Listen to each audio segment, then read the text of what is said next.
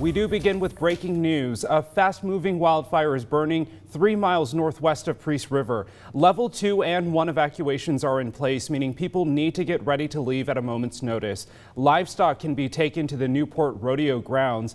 The fire is about 200 acres in size. No word on containment at this time. For more information, though, about exact evacuation orders and locations and road closures, just head to krem.com.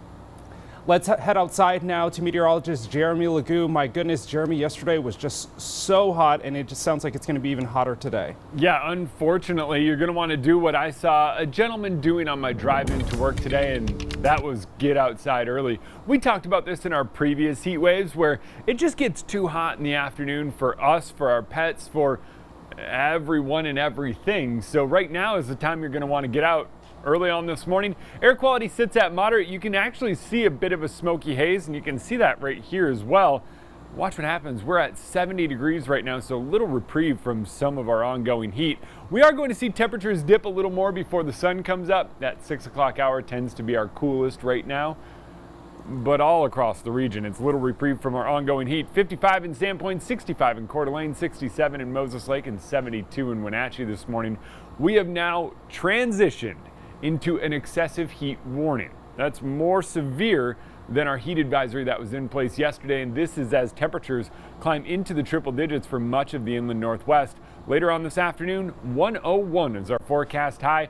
Now, this is kind of a big deal if we hit 100 degrees today and tomorrow. It's very likely we do so, especially as we get into the weekend. 103 tomorrow.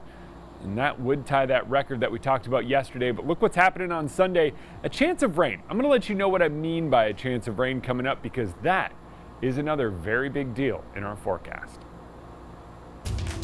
Now to an update. The man suspected of shooting his wife and stepdaughter was arrested in Pierce County. Now this is Zion Carter. The Pierce County Jail website shows he was booked into jail around 4 o'clock Thursday evening on 2 counts of attempted murder. Now Sergeant Darren Moss says Carter turned himself into the department. His bond is set at $1.5 million and will likely be brought back to Spokane County this morning. So we first brought you this story on Tuesday. Investigators reviewed a neighbor's Ring doorbell camera which showed Carter entering their home around 3:30 a.m. About 10 minutes later, that same Ring camera showed the girl running out of the house and into the neighbors. That's when they called 911. Both the 11-year-old girl and her mother are expected to recover. And as we mentioned earlier, he is expected to be back in Spokane County this morning.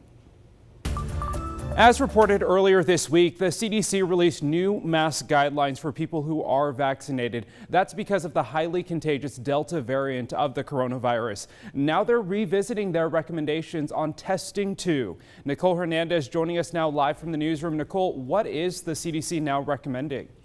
Yeah, Tim. So before, the CDC had said that vaccinated people who don't have symptoms don't need to get tested if they've been around someone with COVID. Now, though, they're saying that you should get tested 3 to 5 days after exposure, even if you don't have symptoms. This is a quote here from the CDC's website. It says, quote, "You should also wear a mask indoors in public for 14 days following exposure or until your test result is negative. You should isolate for 10 days if your test result is positive." Now let's look at how contagious this Delta variant actually is. The average person sick with the original strain of COVID-19 usually infects 2 to 3 other people when they have it. But the average person sick with the Delta variant can spread the virus to 6 people. Go ahead and look at how quickly that Delta variant multiplies compared to the original strain of the virus. Now, it's been about 2 months since the CDC said vaccinated individuals could ditch the mask in most situations, but of course, this Delta variant is causing us to take a step back. So this map here uses CDC data to track the community spread of the coronavirus by county. That red, which you obviously can see all over the map here, is high. Orange is substantial and yellow is moderate. Then blue, that least represented color on the map there, that is low. So that is what represented there for the community spread. So to wrap this all up, just remember that now the CDC is saying that vaccinated people should get tested for the virus if they've been exposed.